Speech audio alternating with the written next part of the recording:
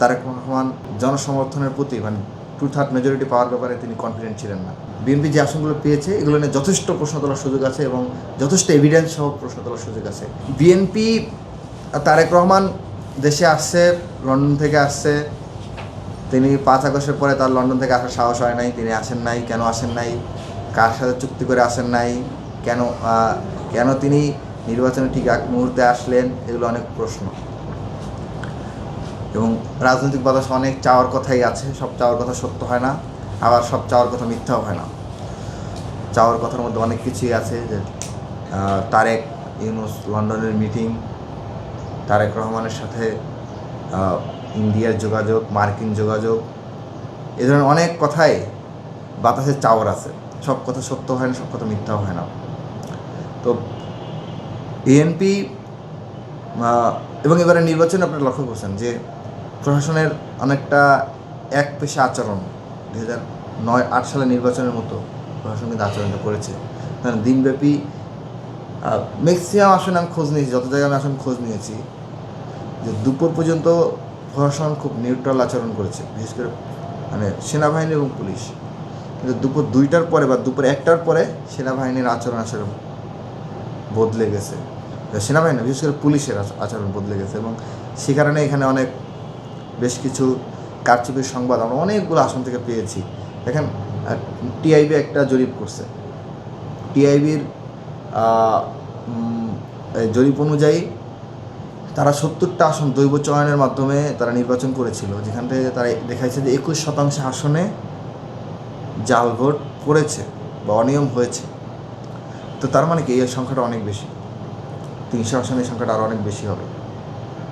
তো 300 আসনের যে সংখ্যাটা আরও অনেক বেশি হয়, তার মানে বিএনপি যে ক্ষমতায় আসছে, এবং হ্যাঁ, এটা আমরা অস্বীকার করি না যে মানে আমি একজন ছাত্র প্রতিনিধি হিসেবে আমি এটা অস্বীকার করি না যে বিএনপি যে পরিমাণ জনসমর্থন পাইছে সেটি সরকার গঠনের মতো নয়, এটা আমি বলতে চাই না। বিএনপি যে পরিমাণ জনসমর্থন পেয়েছে আদতেই সেটি আসলে সরকার গঠনের জন্য যথেষ্ট।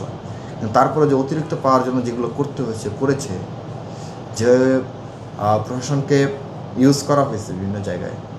জামাত এনসিপির পক্ষ থেকে বলা হয়েছে 33টা আসনের কথা, এই সংখ্যাটা তো আরও বাড়তে পারে, আর বেশি হইতে পারে।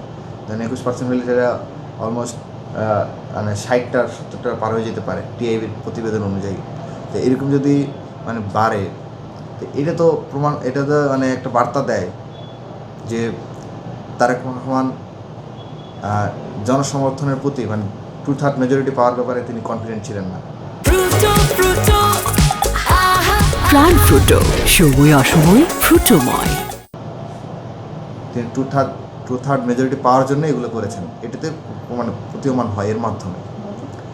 আর এর বাইরে যদি বলেন যে বিএনপি শুরু থেকেই যে মূল যে মেজর সংস্কার, সেই সংস্কারের বিরুদ্ধে তারা অবস্থান নিয়েছিল।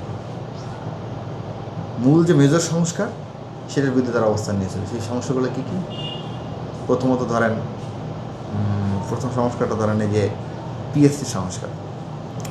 পিএসসির মধ্যে একটা সাংবিধানিক প্রতিষ্ঠান যদি দলীয় করায়ত্ত হয়ে যায়, তাহলে তো মানে শিক্ষার্থীদের যে মেধার যে দাবি, সেই দাবিটা হারাবে। কিন্তু সেখানে এরা যদি স্বতন্ত্রভাবে পরিচালিত হয়, সেই জন্য বেশ কিছু নিয়মনীতি সংস্কার কমিশন এগিয়েছিল, কিন্তু সেটিতে কিন্তু বিএনপি আসলে নেতিবাচক অবস্থান নিয়েছে। তারপরে দুদক, তারপরে এরকম যত সাংবিধানিক প্রতিষ্ঠানগুলো আছে, এবং এই প্রতিষ্ঠানগুলো যদি স্বচ্ছ হইতো, স্বাধীন হইতো, গত 16-17 বছর যদি স্বাধীনভাবে কাজ করতো, তাহলে আপনার আর কারো ফেসিবাদ হয়ে ওঠার সুযোগ থাকতো না, যদি তত্ত্বাবধায়ক সরকার থাকতো। তারপর যদি মনে করেন অন্যান্য বিষয়গুলোতে ভারসাম্য থাকতো, বিচার বিভাগ স্বাধীন হইতো, তাহলে কিন্তু গত 16-17 বছর ফেসিবাদ চলতে পারতো না।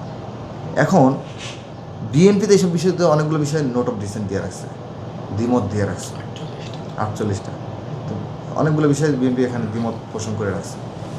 তো বিএনপি যে দ্বিমত পোষণ করে রাখছে, এবং এখন যে তারা যে আচরণ করছে, গণভোটে যখন প্রায় অলমোস্ট 70% নাগরিক গণভোটে হ্যাঁর পক্ষে সমর্থন দিয়েছেন, তো এরপরে এই সমর্থনটাকে বৃদ্ধাঙ্গুলি দেখিয়ে যে মানে বিএনপি যে আলাপগুলো দিচ্ছে, তিনটা বিষয়। একটা প্রথমত হচ্ছে 2/3 মেজরিটি পাওয়ার ক্ষেত্রে বিএনপির মানে শতভাগ স্বচ্ছতা দেখা যায় না, অনেক অস্বচ্ছতা দেখা গিয়েছে।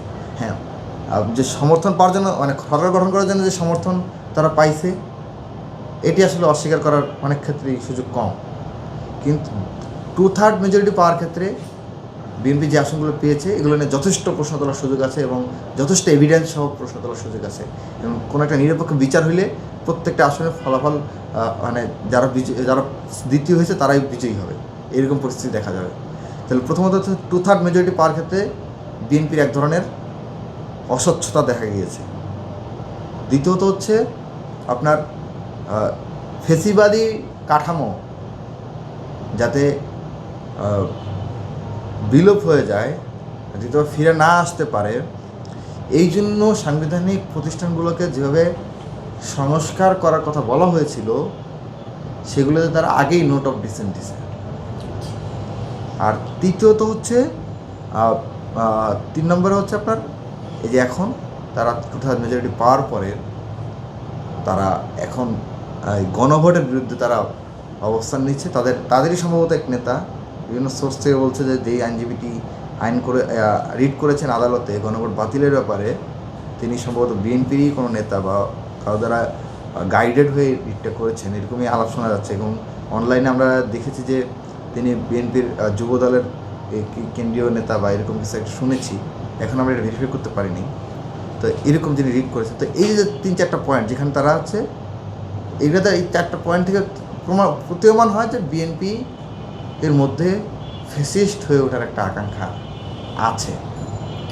সে কারণেই বিএনপি ক্ষমতা পেয়ে এবং দীর্ঘমেয়াদে ক্ষমতায় থাকার জন্য তারা এই বিষয়গুলো স্টেপগুলো নিচ্ছে কি না, এই প্রশ্নগুলো আমরা তুলে রাখতে চাই অগ্রিমে।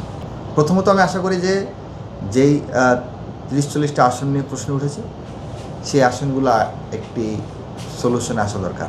সলিউশনে আসলে যদি নিরপেক্ষ তদন্তের মাধ্যমে আসনগুলো যদি একটা সলিউশনে আসে তাহলেই বিএনপির দাম্ভিকতা হয়তো অনেকটাই কমে যাবে।